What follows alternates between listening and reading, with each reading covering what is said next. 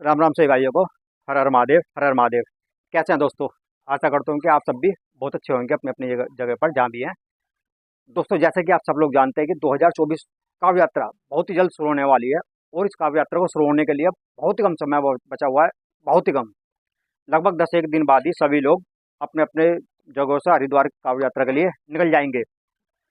और सभी लोग इस कांवड़ यात्रा के लिए बहुत ही जबरदस्त तैयारी कर रहे हैं। चाहे वो कंधे कांवड़ लाने वाला हो, कलश कांवड़ लाने वाला हो, विशाल कांवड़ वाला हो, या फिर बहुत बड़े बड़े डीजे वाले हो, सभी के सभी लोग अपनी जबरदस्त तैयारी में लगे हुए हैं काव्य यात्रा के लिए।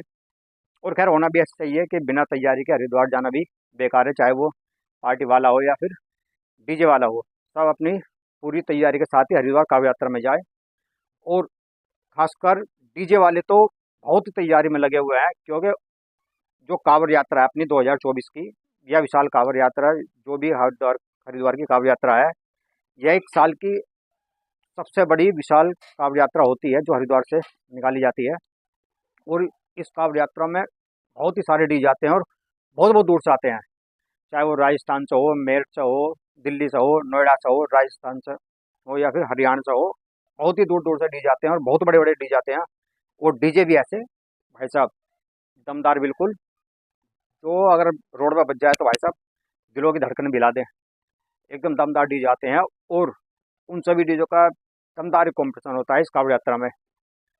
इसलिए सब अपनी फुल तैयारी के साथ हरिद्वार कांवड़ यात्रा के लिए जा रहे हैं अभी। और अभी थोड़े बहुत दिन बाद ही हरिद्वार कांवड़ यात्रा भी शुरू होने वाली है। और इस समय जो है, प्रशासन की भी गाइडलाइन आपको सबकी सभी लोगों को मालूम है कि आ चुकी हैं।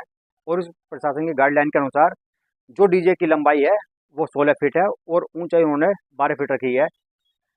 सभी डीजे वालों से मेरा तो यही कहना है कि जो भी प्रशासन की गाइडलाइन अभी आई है, उन्हीं के अनुसार अपना डीजे सेटअप लगाएं, ताकि किसी को भी किसी भी प्रकार की कोई भी परेशानी ना हो। क्योंकि पिछली बार तो ऐसा हो गया था, मेरे टोल प्लाजा पर बहुत से डीजे वाले इनके वजह से काफ़ी परेशानी हुई थी। और इस बार ऐसा ना हो, तो इसलिए प्रशासन की गाइडलाइन को ध्यान में रखते हुए सभी डीजे वाले अपना डीजे सेटअप प्रशासन की गाइडलाइन के अनुसार ही लगाएं। और मुझे तो लगता है कि खैर, जो भी बड़े बड़े डीजे सेटअप वाले हैं वो किसी भी तरह एडजस्ट करेंगे और प्रशासन की गाइडलाइन के अनुसार ही अपना डीजे सेटअप लगाएंगे इस काव्य यात्रा में। और जो अभी, एक बात और बता दूं मैं, जो अभी हमारे अनुज भाई के यहाँ पर साउंड टेस्टिंग होने वाली थी 7 तारीख को, वो उनके यहाँ पर मौत हो गई। और उसी कारण उन्होंने वो जो साउंड टेस्टिंग है डीजे की, वो कैंसिल कर दी, जो 20-22 को होने वाली थी। और अभी जो उनकी आगे कोई डेट आती है या उनका कोई मूड बनता है साउंड टेस्टिंग के लिए, तो वो अपने चैनल के माध्यम के द्वारा या मोहित तालियान के चैनल के माध्यम के द्वारा भी आप सभी लोगों को पता ही चल जाएगी कि उनके डीजे की टेस्टिंग कब होगी। लेकिन एक बात और मैं और बता देता हूँ, जो अपने रावण डीजे वाले हैं बिसरख के, उनके डीजे की साउंड टेस्टिंग जो है शायद 3 या 4 दिन में भी होने वाली है। 20-22 से 24 में तो शायद वो भी लगाने वाले हैं अपनी, क्योंकि उनका जो बिस्प्लाई का डीजे सेटअप है पूरा का पूरा सब तैयार हो चुका है हरिद्वार कावड़ यात्रा के लिए। और वो उस थोड़ा बेस वेस को लगाकर साउंड टेस्टिंग मारने वाले हैं बिसरख में ही। और उनकी भी कुछ अपडेट अभी आने वाली है। और एक बात और बताता हूँ, जो अभी 2024 की विशाल कावड़ यात्रा निकलने वाली है, ये बहुत बड़ी कावड़ यात्रा है। और उस कावड़ यात्रा में जो सबसे बड़ा डीजे जो सेटअप लगेगा वो एएन साउंड का लगने वाला है। और मुझे लगता है जो पिछली बार भी जो सबसे बड़ा डीजे सेटअप था हरिद्वार कावड़ यात्रा में, एएन साउंड का ही था वो। और इस बार भी जो सबसे बड़ा सेटअप लगेगा, एएन साउंड का ही सबसे बड़ा सेटअप लगने वाला है इस कावड़ यात्रा में। और जो हमारा पिछली बार जो उनका जो सेटअप लगा था, वो मेरठ का जो टोल प्लाजा है उसमें पार करने के बाद ही लेफ्ट साइड पर उनका जो डीजे सेटअप लगा हुआ था। और इस बार भी उसी जगह उनका डीजे सेटअप लगने वाला है और उसी पार्टी ने ही एएन साउंड को बुक करा हुआ है। और इस बार भी हमें जो एएन साउंड का जो डीजे सेटअप है वो सबसे बड़ा मिलने वाला है। और एएन साउंड से ही सभी डीजे का कॉम्पिटिशन होने वाला है, क्योंकि वो स्टैंडिंग में लगाने वाले हैं। और जो भी वहाँ से गुजरेगा अधिकतर उल्टापन को डीजे मिलेगा और सबका कॉम्पिटिशन एएन साउंड से ही होगा। जैसे कि पिछली बार हुआ था, पिछली बार सब लोग जा रहे थे और एएन साउंड से ही कॉम्पिटिशन करते हुए जाते।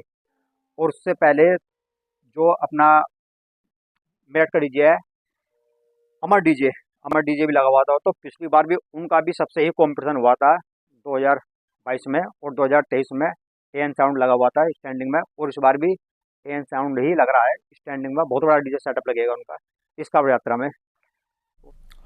इस बार कांवड़ यात्रा में डीजे पर हुड़दंग देखने को नहीं मिलेगा, क्योंकि पुलिस और प्रशासन ने डीजे की ऊंचाई और आवाज को लेकर गाइडलाइंस जारी कर दी हैं।